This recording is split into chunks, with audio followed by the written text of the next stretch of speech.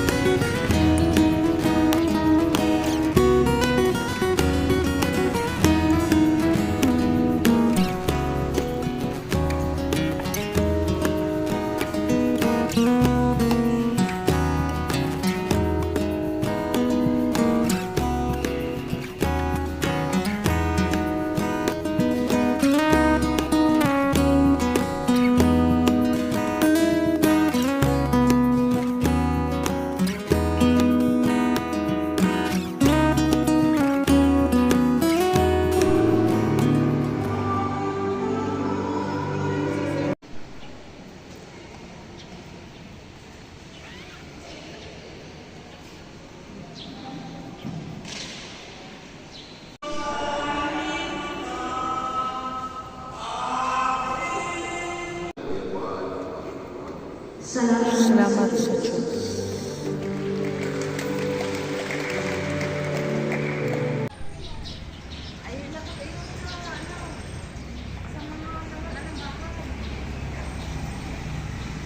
Ayan, dito po kami nag-stay sa Casa Punsalan. Knock-knock!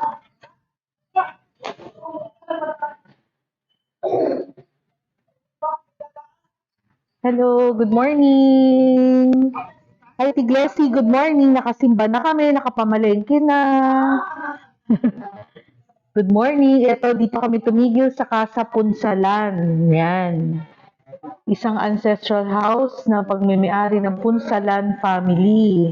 Ito si Ate Glessy, siya ang caretaker.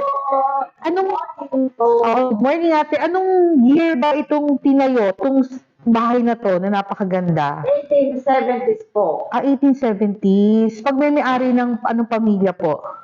Mga yung kay Dr. Ponsalan. Dr. Punsalan.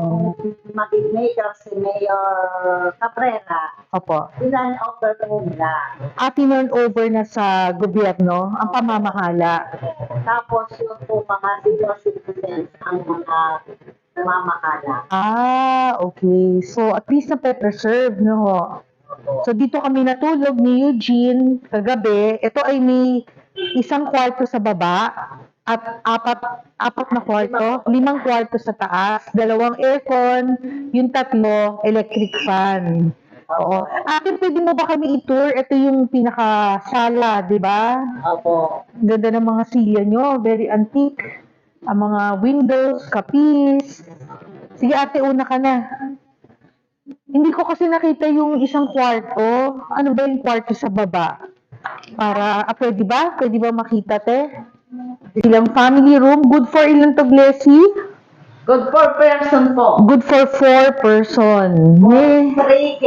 3,000 pesos. Ang lumang aparador. Ang ganda, no? Ito kasi, napansin ko rin sa taas, ang mga artworks na to ay, Mindanao, no? Kasi may may-ari taga Mindanao, tama? Oo, taga Davao. May sariling banyo ang family room. Sa baba, ito. May hiwalay ang lalaki at ang babae. So, may shower, may toilet. Ang ganda ng salamin, no? Ganda. Ito, mga aparador na luma din, no? Aparador na luma.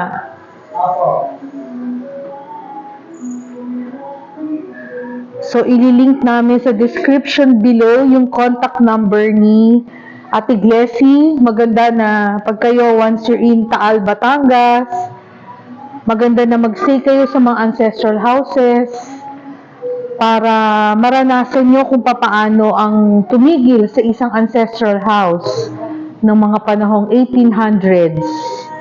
Napakaganda nitong lugar na to. At saka, malapit sa lahat, tama.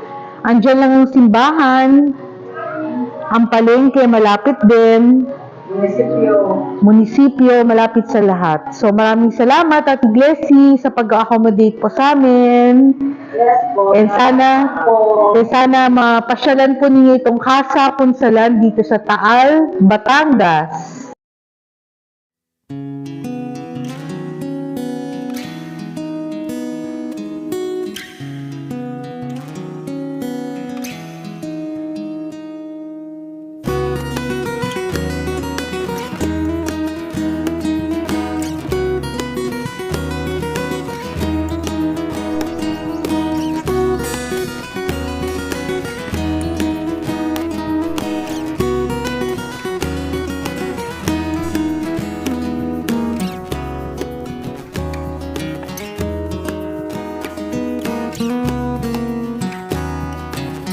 Nandito tayo sa second floor ng Casa Punsalan.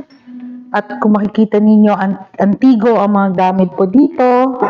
Ang mga pangalan ng kwarto ay sa pangalan ng mga anak ng may-ari. Natulog kami dun kay Estelia. Ito ay Gloria. So, very simple accommodation.